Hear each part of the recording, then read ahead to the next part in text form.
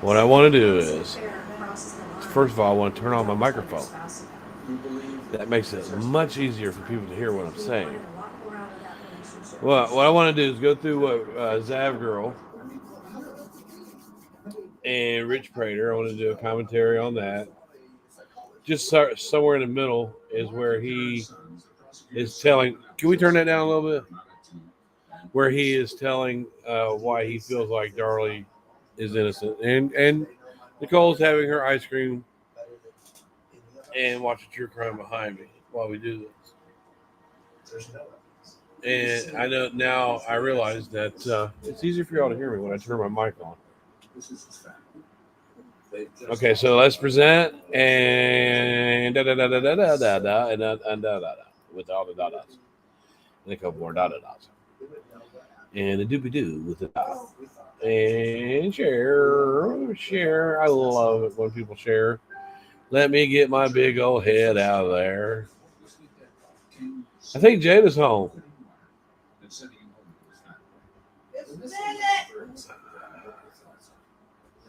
Okay, so I want it to be a little more where we can see him a little bit better and less of my big old head.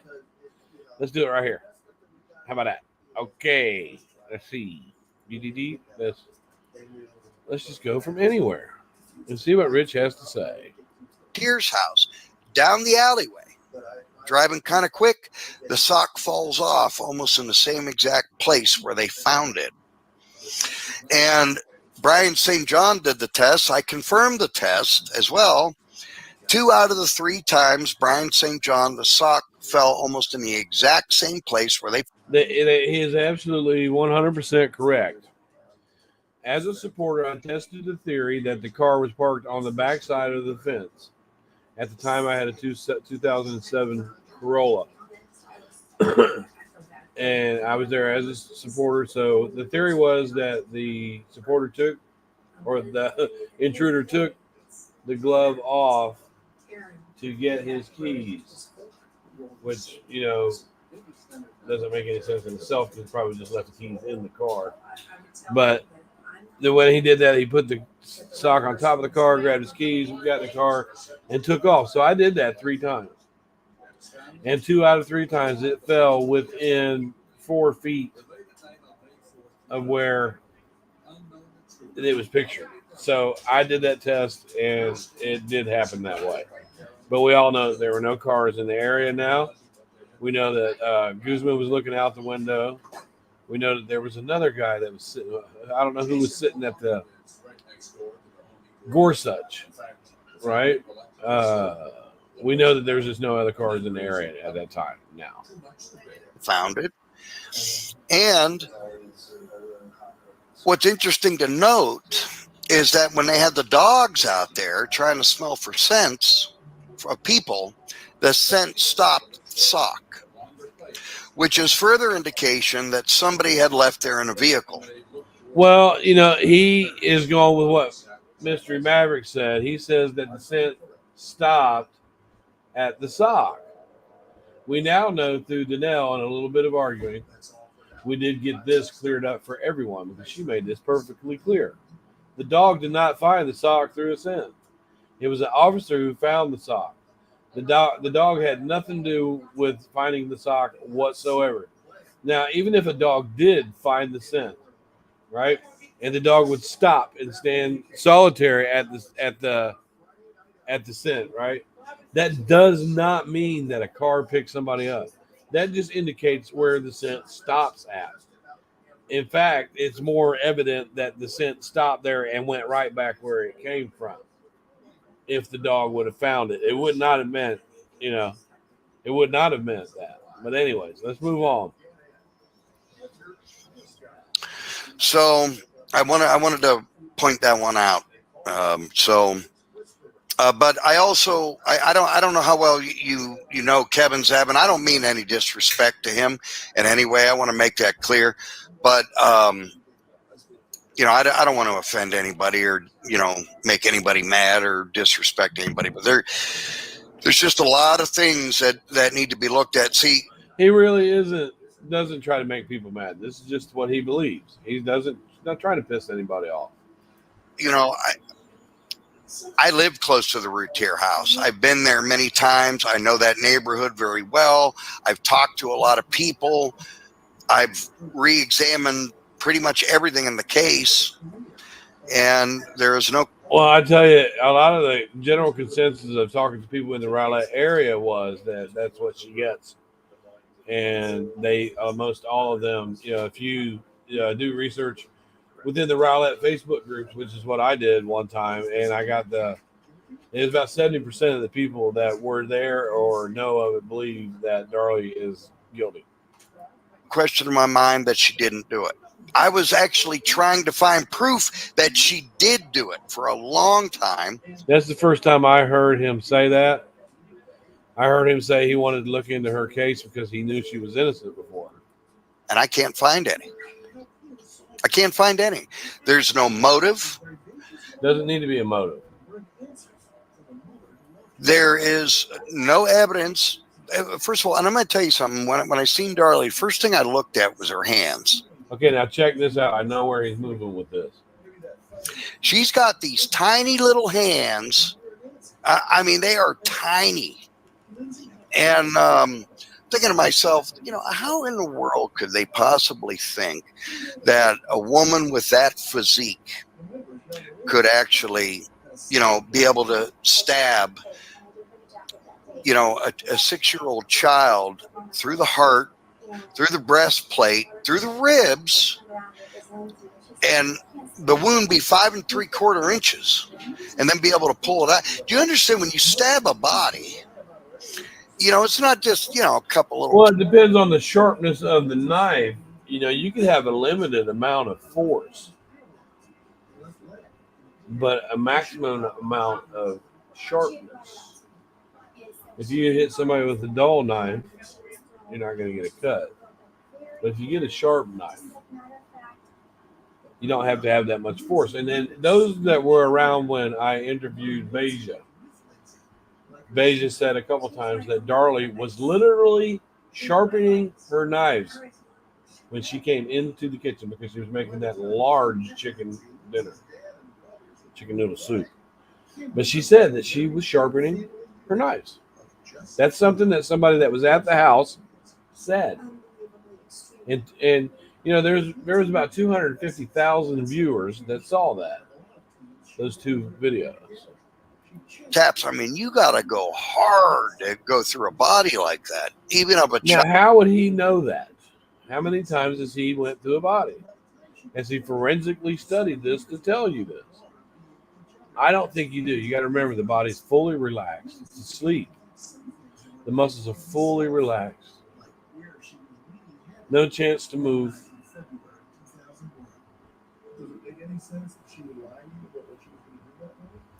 Child, it's not that simple, let alone multiple stab wounds to not only Devin, but the Damon as well. Damon's wounds, I think, are very interesting because the autopsy reports indicate that there were 2 separate weapons. No, the autopsy report does not say that.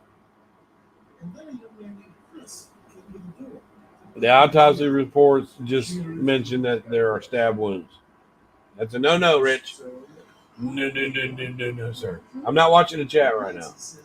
Stab wounds are clearly different. So they talk about, well, they must have used a knife from the knife block.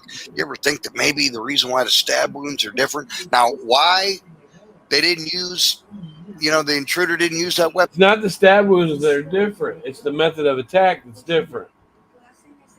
It's the MOA, which FBI profiler Alan Brantley spoke of and said that the method of attack was so much different upon Darlie than it was upon the boys. The boys had straight down wounds that were going into their vital organs. Darlie had slices. If he was over her as she was asleep, he had the same amount of opportunity to stab her the same way that he did forcefully with those boys, Devin and Damon. Weapon, who knows? It's hard to say. When you're pressed for time, which they clearly would be, it's just hard to say what could have happened or why they chose the knife out of the knife block.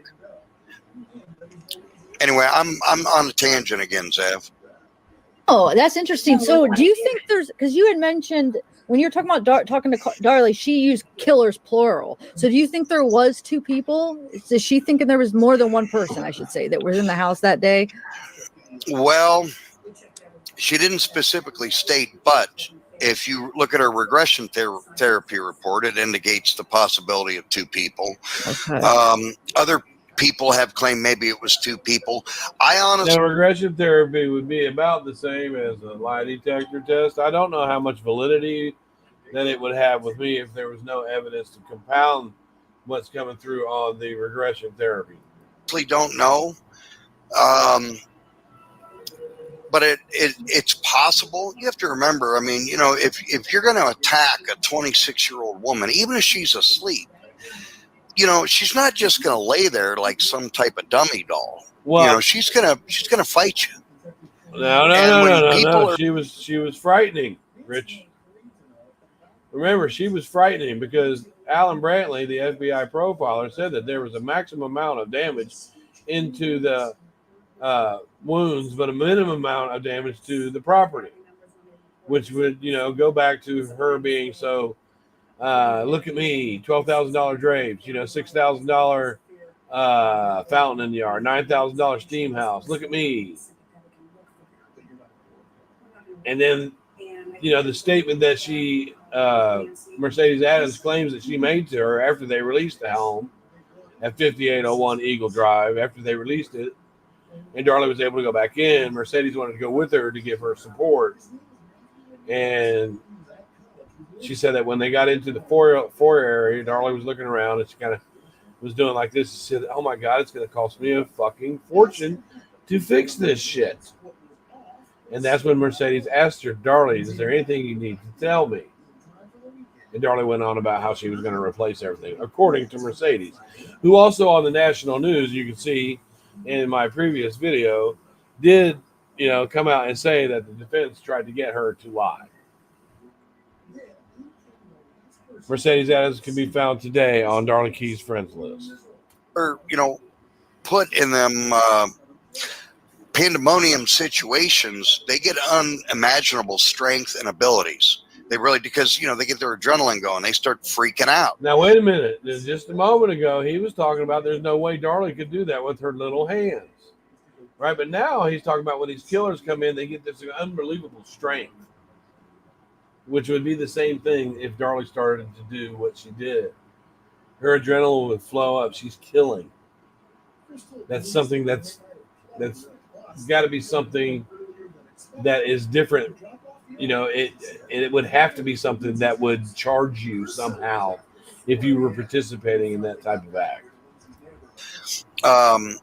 Which is, clearly, I mean, if you look at the Darlie Lynn's photographs of her injuries, clearly there's evidence that there was some restraint to her to some way, shape, or form, and there's contusions on her arm, which indicates some type of scuffle. Yeah. It does not indicate a scuffle. It indicates that she has a contusion on her arm that wasn't there, was not evident, according to Dr. Alex Santos, who you can also see in my video. He said that those bruises were not there when he was in the hospital. He did not see them. And he looked over every inch of her body, and he did not see those bruises. So it does not indicate that there was some kind of restraint. It doesn't indicate that. It indicates that there was bruises on her arms that shouldn't have been there, and it was stated that those bruises didn't come from any event that occurred on 6/6/1996. Now, you ladies were talking with Kevin about the underwear that Darlie Lynn wasn't wearing underwear that night. Okay. I confirm that she wasn't wearing it. I don't know why Darren said half the things he said. Right, and a lot of times the supporters kept on saying that the underwear was missing. Well, I use my brain, right, and I know that when a woman is wearing a Victoria's Secret, nice, soft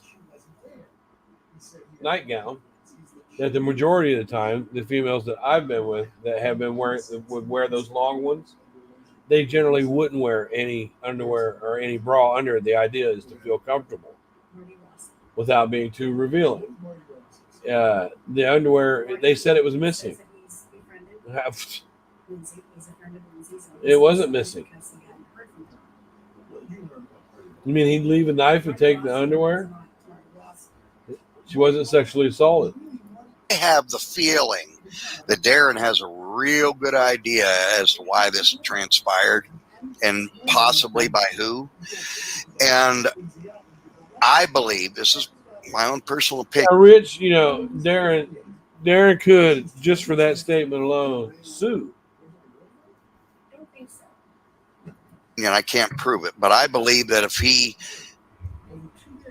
states the truth on the matter, he's going to get himself in a lot of trouble. He even admitted to that one reporter, Skips Hollingsworth, because I want to tell you the truth, but I don't want to end up where Darley is. Oh, and he said that?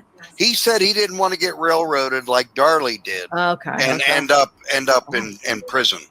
So he was involved in some bad stuff, Sam. He really was. That's what he keeps saying. At the time, Darren was 29 years old. He's still, he's still a young man.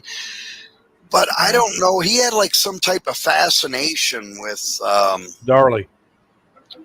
He just had an addictive mentality. He really did. He really did. It's very, very sad, but I do believe that there are good things about him. Well, where's the evidence of this addictive mentality? Why do you not expand further on that? You just say he did bad things and he has an addictive mentality, but I believe there's some good in him. Where's this is character assassination that you guys speak on so much? Probably more so than I've ever had thought, but I mean, you got to remember, Darley Lynn and Darren's marriage couldn't have been terrible the whole time. They had 3 children together. That doesn't mean anything. So, there had to be, some happiness there, which she'll admit to that. But it was just, during the last several months, everything started going under. How many years were they married by the time she went to prison? They got married in 1988. As a matter of fact, Darley Lynn had the same anniversary that me and my former wife had. So 8 years, okay. Yeah, from 1988 to 1995 or 1996. Yeah. But yeah, she went went to county in the middle of June of 96. She's never been out. They got divorced. I know it was 2011. I don't remember the month offhand. Something's telling me July, but I could be mistaken. Oh, I didn't realize. So he stayed with her. He stayed married to her that long before they got a divorce. Yeah, from 96 to 2011. But it was I think Darley Lynn wanted to get divorced long before that, but Darren didn't want to, and then finally he just said okay. Is it because he found another woman, or was there another reason? Well, I know a couple things. I don't really know if I want to put out there. Other than the fact that Darley Lynn said she'll always love Darren as father of her children, so on and so forth, but she don't love him. She's not in love with him anymore. She doesn't want to be in a marriage. She doesn't want to have him, nothing.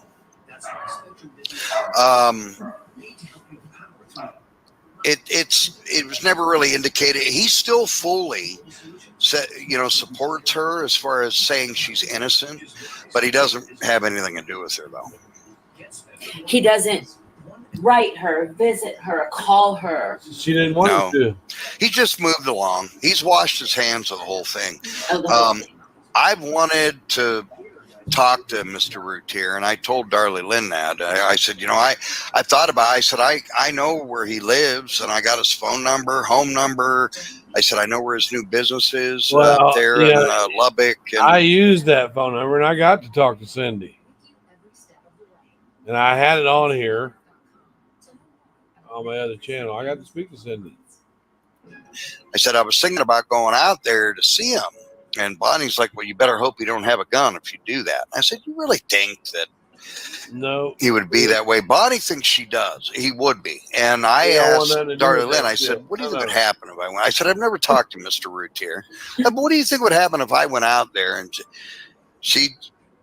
didn't really answer me on it. He just kind of sat there and looked at me on it. So I don't know if that'd be a real good idea or not. But what gets me with Darren, though, Darren has said over the years he would do anything in his power to get to the bottom of this case. But yet, when investigators like me and many others go to him to want to help, he doesn't want to talk to you. He doesn't want to have anything to do with you.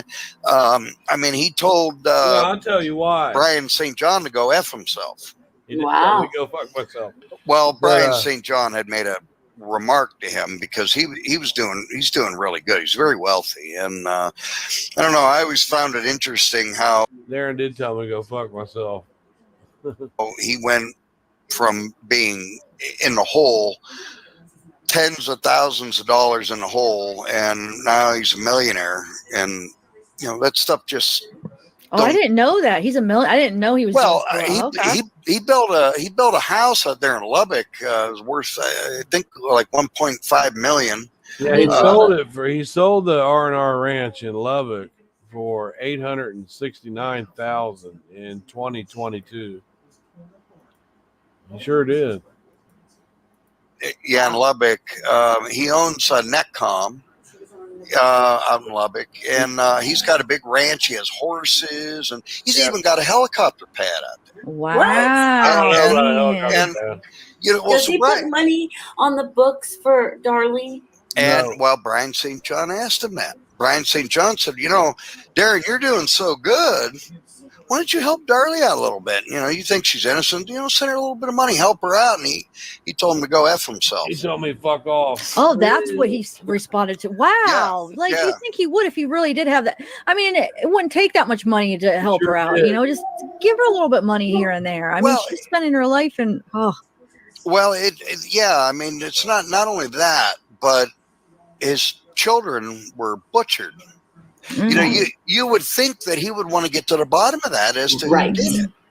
And he doesn't really seem to be putting any effort in wanting to try to help. I mean, I know it's been 25 years, but he's not wasting his fucking time, Rich. He knows that he don't want to waste his time with it. He's probably went every route, seen everything. He's convinced. He can be nothing but she's innocent at this point. But justice hasn't been served. There's no statute of limitations on murder. Darren, I know you probably don't listen to YouTube, but if this gets to you, Darren, your mom thought Darlie was innocent. Your family thought Darlie was innocent. And these were your boys. So you really should not be washing your hands clean. You should be trying to get to the bottom of this and support Darlie. Give her some money for her books. Well, I feel. Do they want him to come out for? Do they want him to come out and say, "Look, I fucking know she did it. All right, leave me alone." Silence is loud, isn't it? Come on now, use your brain. Darren, because you have to remember his life got shattered too. He lost his wife. He lost 2 of his children. He pretty much had to start over from scratch again. He's clearly also a victim, even if his actions did cause it. He's got to live with that. I wouldn't want to live with something like that. And another one that I feel sorry for, I feel sorry for all of them, quite frankly, but I'm being specific as far as individual. Dana, I feel horrible for. My gosh. Yes. Darlie's sister, you guys in chat, that's who Dana is. She's the one that brought the silly string to the birthday party at the gravesite, right? Yeah. She's the one that left the window open because she was staying at Darlie and Darren's house, and that night she wasn't. So she always smoked, right? Smoked at the window. So she left that window open. And and she was how old at the time? 15? 16. She was 16. 16. So all of that, you guys, and the blame that her sister got over the silly string. Imagine the guilt on in the window too. I mean, imagine. I didn't realize she was that young. Wow, when it happened. Shoot. Yeah, she was 16, and I think I think Danelle was 13 13. or 14 at the time. I've never talked to Dana. I've tried to talk to Dana. She doesn't want to talk to me about the case. She doesn't want to talk to anybody about the case. And I guess I don't blame her. Does she talk to Darlie still? Does she have communication with Darlie at least, or no? No. No, not really. Oh man. They're just, there's really She doesn't no go. communication there. I don't want to go into that, but there's just no communication there. But No, but with Dana, I do feel sorry for her because I know she loved her nephews, and you know, at the time I know she loved Darlie Lynn, and you know, but she had personal issues of her own going on at the time that were pretty serious, and you know. And on top of it, you know, everybody always smoked in that window because Darlie and Darren, they didn't like cigarette smoke. Well, not everybody. So if somebody smoked to come over to the house, he went out to the garage and he smoked out that window. Well, Dana's the only one that says. So in the end, but from what I understand, though, Dana's doing well. She's a registered nurse now. She just recently got remarried. She's doing pretty good, from what I understand. And Danelle's an incredible young woman, by the way. And Darlie Lynn told me, she goes, Rich, if you want to know me, just know my sister Danelle, because me and her are exactly alike.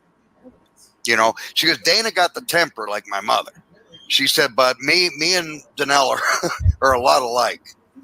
And actually, Darlie Key, she's an incredible woman. She really is. But Darlie Key she don't play games. Woman. She is. You cross her, you mess with her, you're going to feel the fire real quick. That's right. And you guys in chat, if you don't know who Darlie Key is Darlie Routier's mom. So they're both named Darlie. And there's 4 Darlies. When we talk about Darlie's mother, it will always be Darlie Key. So that's how you know the difference. Mama Darlie. Yeah, they're and Danelle, I mean, she's a very family-orientated woman. She's a registered nurse. She lives very close to Darlie Key, and I'm glad she does because Darlie's Key's getting old. No offense, Darlie, but it's true, and it's good that she's got somebody close by her there that can help her out. And then Danelle's a very helping out kind of person, kind of like Darlie Lynn was. So Darlie Lynn may be on to something with that.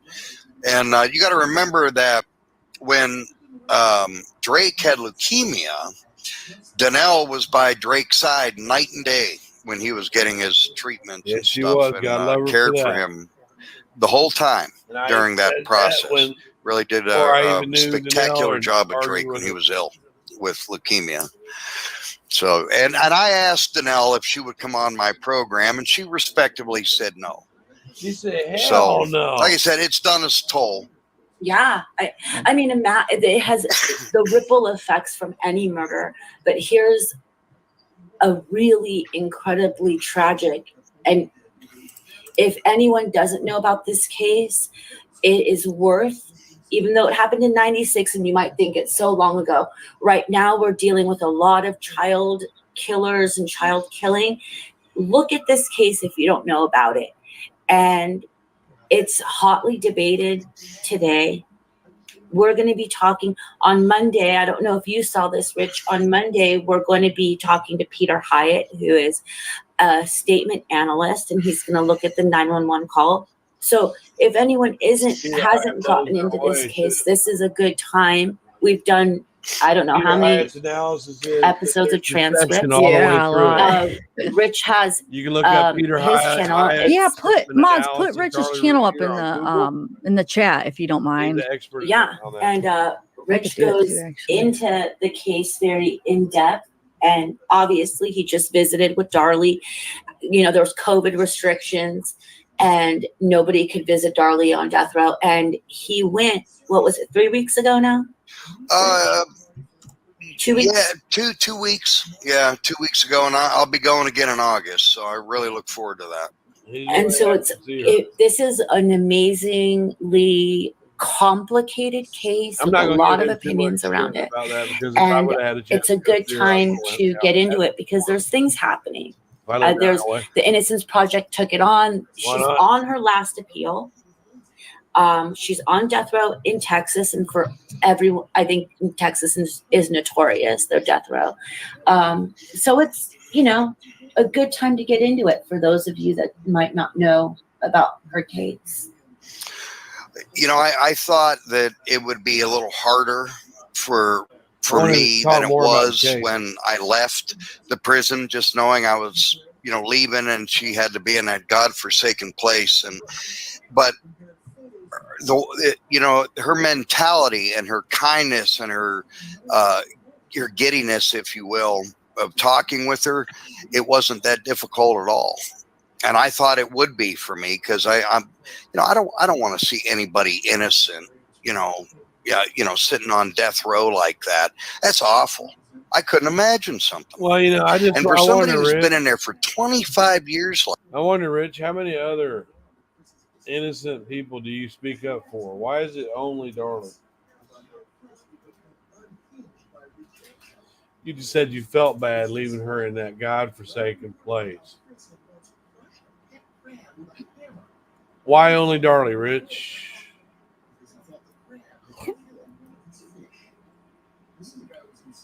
Now, I'll answer you right now. I covered many cases like that. I would have killed myself 20 years ago. I'm gonna be honest with you. I told her that too. I said, I said, you're amazing. I said, I don't know how you do it.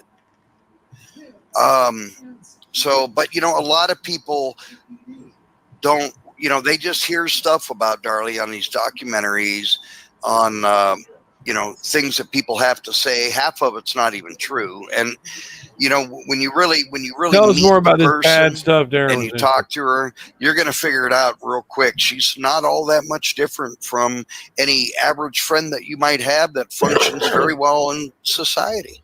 She really Rich, isn't what that you much. supposed to do when you come and see her? So, God damn it, I can't wait till I get the fuck out of here and kill some more kids. What's she supposed to do? She knows that you're going to give a report about how she acted. She knows that you have a YouTube channel. She's putting on a show for you and everybody else. It's different. Now, another thing that we talked about, and I want to bring this up because I see a lot of comments to the good and to the bad in here today, is, at the Silly String interview and at the singing the happy birthday thing at the Silly String, at that time, Darlie Lynn was loomed up on a lot of medication that she was discharged with from the hospital. And I actually have the report on that. She was on, they had prescribed her Xanax. 0.25 milligrams, which are the little tiny peaches. No, what Darlie said was everybody in my family kept giving me pills. So you can save that prescribed, discharge from the hospital. Was Darlie herself said she was getting pills from everybody in her fucking family. And she does look like she was high. But people get high because they want to escape. And if it was my child's death, I'd want to face it head on soberly. They had prescribed her Loratabs, which is also known as Vicodin. She was also prescribed Loratabs and Loracets. Darvocet. She was not getting Darvocet. She got that in the hospital for pain. She didn't get it on the way out. Yeah, I think it was Darvocet, which they took that off the market because that stuff makes you. Yeah, Fen is what you're talking about. Took that, yep. And she was also on an antibiotic called Augmentin, which I don't want to be graphic, but that medication is known to make you run to the bathroom about every 20 minutes. But there she was. She didn't run to the bathroom at all during the gray side service, did she?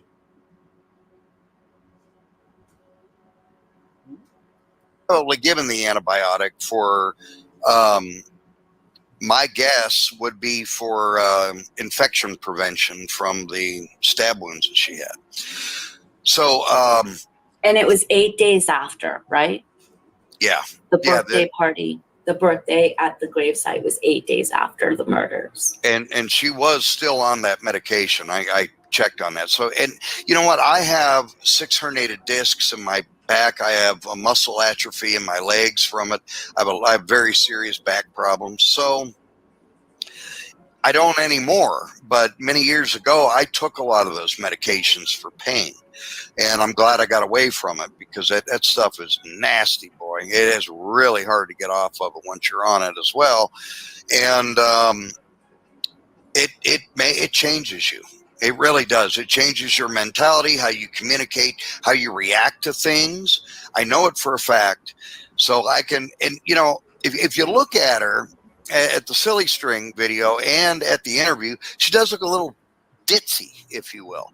You know, just kind of the way she's walking around, and, you know, her expressions and the things she's saying at that interview. Folks, I'm here to tell you those medications do that. I know it for a fact, because I've been on them. They just make you like that, you know. Like numbed out. No. No.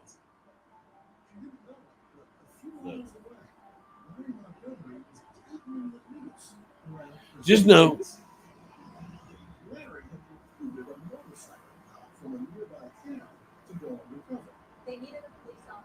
You listen to TV?